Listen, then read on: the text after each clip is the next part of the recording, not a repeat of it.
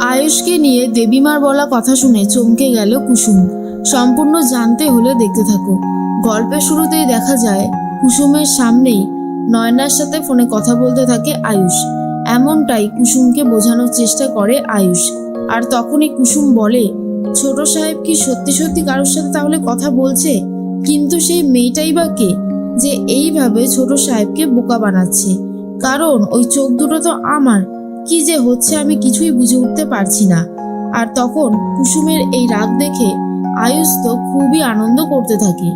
অন্যদিকে ঈশান কথা বলছিল নয়না সেজে আয়ুষের সাথে। তাই একটু অন্য রকমের কথা বলতে থাকলে অনুশ্রীর সন্দেহ বাড়তে থাকে। অনুশ্রী ভাবে ঈশান হয়তো আবারও নতুন করে কারোর সাথে সম্পর্ক তৈরি করেছে, সেই জন্যই এই কথাগুলো বলছে। তখন কুসুম ভাবে, সত্যি কথা, ছোট সাহেব যে এইভাবে বদলে যাবে এ আমি কল্পনাও করতে পারিনি। ছোট সাহেবকে দেখে এখন আমার তো বেশ অচেনা অজানাই লাগছে। অন্যদিকে দেখা যায় যে আয়ুষ মনে মনে ভাবে এইবারেই কুসুমকে একটু রাগ ধরিয়ে দিলে মন্দ হয় না। অন্যদিকে কুসুম ভাবে যেটা হচ্ছে সেটা একদমই ভালো হচ্ছে না। সকাল হতেই আয়ুষ যাবে নয়নার সাথে দেখা করতে, এমনটাই কুসুমকে বলেছিল। কুসুম সকাল সকাল নিজেও তৈরি হয়ে গেছে। ঘরে এসে দেখে আয়ুষ নেই, আর ভাবে নিশ্চয়ই হয়তো ওই মেয়েটার সাথে দেখা করতে বেরিয়ে গেছে।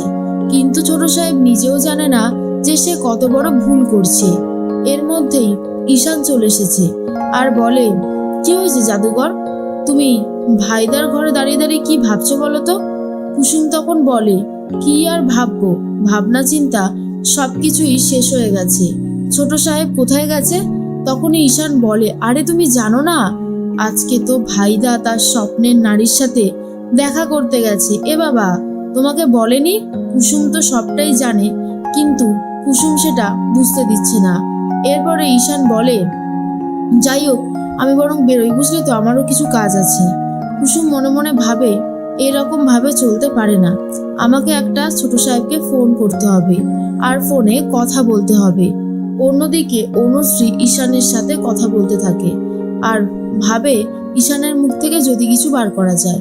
কিন্তু ঈশান অনুশ্রীর কোনো কথাই না শুনে গাড়ি নিয়ে বেরিয়ে যায়। আর অনুশ্রী ঠিক সেই মুহূর্তেই অটো করে বেরিয়ে পড়ছে ঈশানকে ফলো করার জন্য। এর মধ্যেই কুসুম কথা বলতে থাকে ফোনে আয়ুষের সাথে আর বলে, ছোট সাহেব আপনি কোথায় গেছেন? তখনই ছোট সাহেব বলে, কেন কুসুম? আমি তো তোমাকে বলেছিলাম যে আমি আজকে নয়নার সাথে দেখা করতে যাব, তুমি শোনোনি? তখনই কুসুম বলে, আমিও দেখা করতে চাই, আমাকেও আপনি বলুন যে কোথায় যেতে হবে। এরপর আয়ুষ ঠিকানাটা বুঝিয়ে বলে দেয়। কুসুম তখন ঠিক করে সেখানে যাবে আর এই নয়না বলে মেয়েটাকে ভালো মতন দেখবে কে। এর মধ্যে দেখা যায় ঈশানও তো গাড়ি নিয়ে বেরিয়ে পড়েছে আর বলে, ভাইদা, আমি সমস্ত ব্যবস্থা করে রেখেছি, তুই একদম চিন্তা করিস না। অন্যদিকে যার সাথে ঠিক করা হয়েছে কথা বলা, তাকে একদম বলে দিয়েছে যে কি কি করতে হবে। এরপর অনুশ্রী সবটা দেখার পর বোঝার পর এটা বুঝতে পারে যে ঈশান হয়তো সত্যি সত্যি কারোর সাথে রিলেশনশিপ শুরু করে দিয়েছে। অনুশ্রীর কি হবে এটা ভেবেই অনুশ্রীর অনেক খারাপ লাগে। অনুশ্রী লুকিয়ে লুকিয়ে ঈশানের কাণ্ড কারখানাগুলো দেখতে শুরু করে। ঈশান একটা মেয়ের সাথেই কথা বলছিল, যা দেখার পর অনুশ্রী আর নিজের চোখের জল ধরে রাখতে পারে না। অনুশ্রী ভাবে, এইভাবে ঈশান আমাকে ঠকালো। আমি জাস্ট কখনোই ভাবতে পারিনি যে ঈশান আমাকে এইভাবে ঠকাবে। এরপরে আয়ুষ তো কফি শপে অনেকক্ষণ ধরেই অপেক্ষা করছিল ঈশানের জন্য, অর্থাৎ ঈশানের প্ল্যানের জন্য। বলতে বলতে দেখা যায় চলে আসে ঈশান, মেয়েলি বেশে এসেছে, যা দেখার পরেই আয়ুষ তখন বলে, এই তুই কিভাবে এসেছিস সেটা? তুই না এই সমস্ত নিয়ে একদম ইয়ার্কি করবি না কিন্তু ঈশান, আমরা কিন্তু ধরা পড়ে যাব। কুসুম যদি তোকে একবার দেখে তাহলে কিন্তু ও ঠিক তোকে চিনে যাবে। তখনই ঈশান বলে, আরে বাবা ভাইদা, আমি নিজে দেখছিলাম প্রক্সি দিতে এসে আমাকে ঠিক কেমন লাগে, তুই এত চিন্তা করছিস কেন? এর মধ্যে অনুশ্রী বাড়িতে ফিরে যায়। অনুশ্রীকে দেখার পরে তখন দেবীমা জিজ্ঞেস করে, কি ব্যাপার অনুশ্রী, কাউকে না বলে তুমি কোথায় গিয়েছিলে? সব ঠিক আছে তো? অনুশ্রীর চোখে জল দেখতে পেরে দেবীমারও সন্দেহ শুরু হয় আর জিজ্ঞেস করে কি হয়েছে। এটাও জিজ্ঞেস করে ঈশানের সাথে কি কোনো সমস্যা হয়েছে, ঈশান কি তোমাকে কোনো কিছু বলেছে? অনুশ্রী খুব কান্নাকাটি করে দেবীমাকে জড়িয়ে ধরে। এর মাঝখানেই কুসুম তো বেরিয়ে পড়েছে। কুসুম ভাবে, আমি শুধু জানতে চাই কোন মেয়েটা এইভাবে ছোট সাহেবকে ঠকাচ্ছে, কারণ এটা বেশি দিন চলতে পারে না। এটা খুব ভুল হচ্ছে। আমি ঠিক ছোট সাহেবকে এই বিপদের থেকে বাঁচাবো। এর মাঝখানে দেখা যায় ঈশান বলে, আরে ভাইদা তুই চিন্তা করিস না, কুসুম আসলে ও ঠিক আমাকে চিনতে পারবে না, মিলিয়ে নিস আমার কথাটা। এরপরে অনুশ্রী কাঁদতে কাঁদতে কি বলবে বুঝতে পারছে না, কিন্তু দেবীমা বুঝতে পারে ঈশানের সাথেই হয়তো কোনো ঝামেলা হয়েছে, আর সেই জন্যই অনুশ্রীর চোখে জল।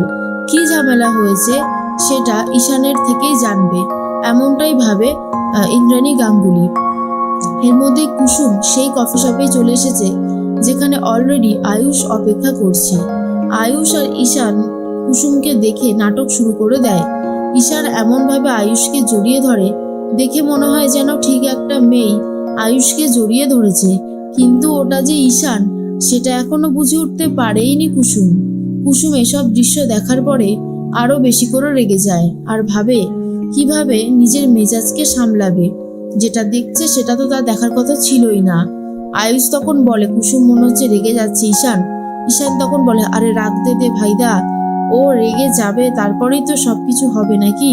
এর মধ্যেই আয়ুষ আর ঈশানকে কুসুমকে দেখতে পাচ্ছে না বলে ইন্দ্রাণী গাঙ্গুলিও চিন্তা করতে থাকে।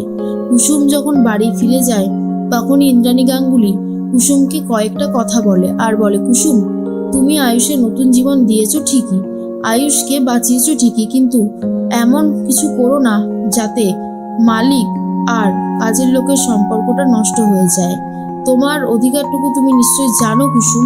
এসব কথা শোনার পর কুসুম বুঝতে পারে দেবীমা হয়তো কিছু সন্দেহ করছে আয়ুষকে নিয়ে, তাই কুসুম সবটা বুঝতে পেরে চুপ করে যায়।